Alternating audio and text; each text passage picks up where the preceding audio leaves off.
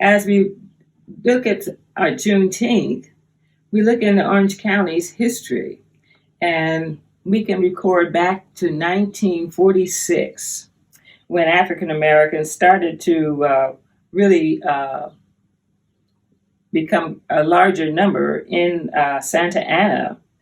And at that time, there was redlining, and the only place that people could live is the area that they allowed you to, really. So that area became known as Little Texas.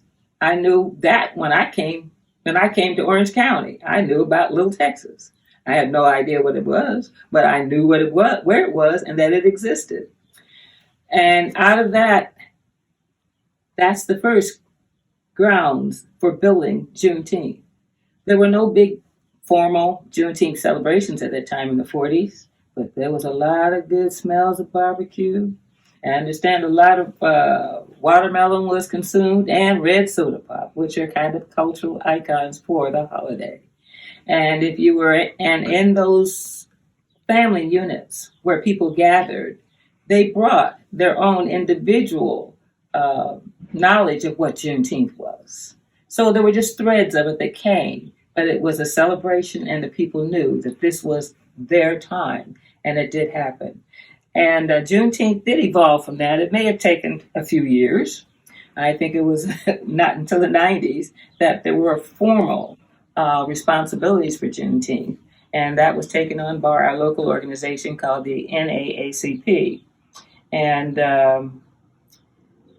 they began serious Juneteenth events. And so they were not only just Santa Ana, they were countywide. And these celebrations brought in all the churches, all of the organizations that existed. And some of them people didn't know, but it was a wonderful opportunity for people to gather together. And we continue that practice. I spoke earlier of what we did in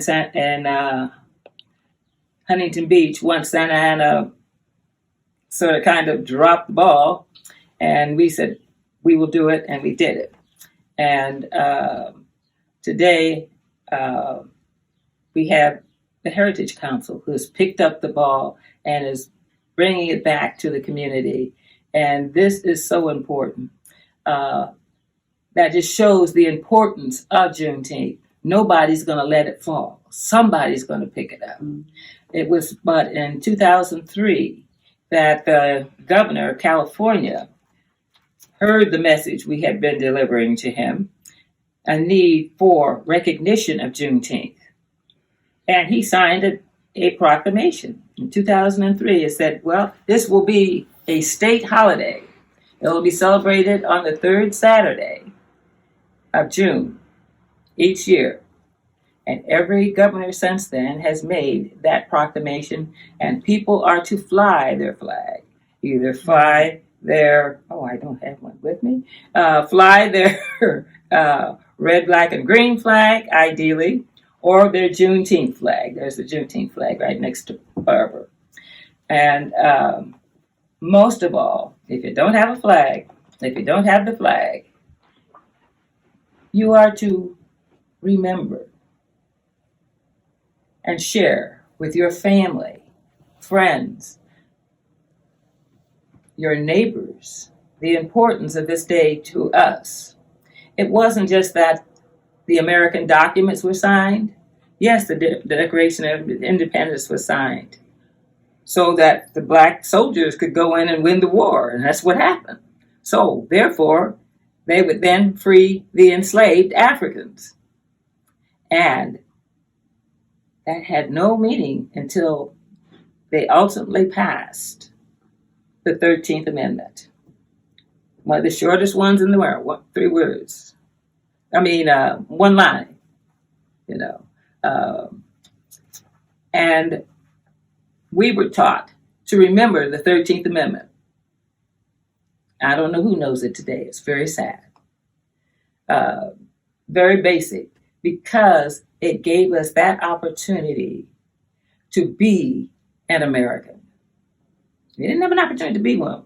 We sure was there because we built the place. We made all the money that made America wealthy by our labor that was not compensated. And that's something to celebrate anyhow, for sure. And we do continue to celebrate. So it was not only in California that we celebrate Juneteenth. I worked with an organization called Juneteenth America, and its objective was to get all the states in the nation to recognize the importance of Juneteenth being a national holiday. Okay, although the state and the senatorial representatives in Washington in 1997 recognized Juneteenth. They said, yes, Juneteenth is on the 19th of June and we should recognize it. But we have got, our goal was to get the president to do this. And Dr. Myers, who died about 2 years, he never saw his dream come true. He tried very hard every year, lobbying, going to Washington, and no president would sign it. And that still is the same thing today. But we had, I believe now, 48 states that have some recognition of Juneteenth and legislation that puts Juneteenth in the books. But how many of us are doing what we should do to make sure that Juneteenth continues and it remains important? They wrote the document. Are we going to make them do something? We have to do it. It's our holiday. And that must be considered as you begin to think about Juneteenth and other things. The flag itself is older than many think. The flag was designed in 1979 in Boston, where America started too, by a veteran, also a Vietnam veteran. And the flag shows the Star of Texas exploding through a nova, basically the same as giving us freedom and showing the possible migrations throughout the world, throughout the state and throughout the world. Shoot, yes, they do celebrate Juneteenth other than in the United States.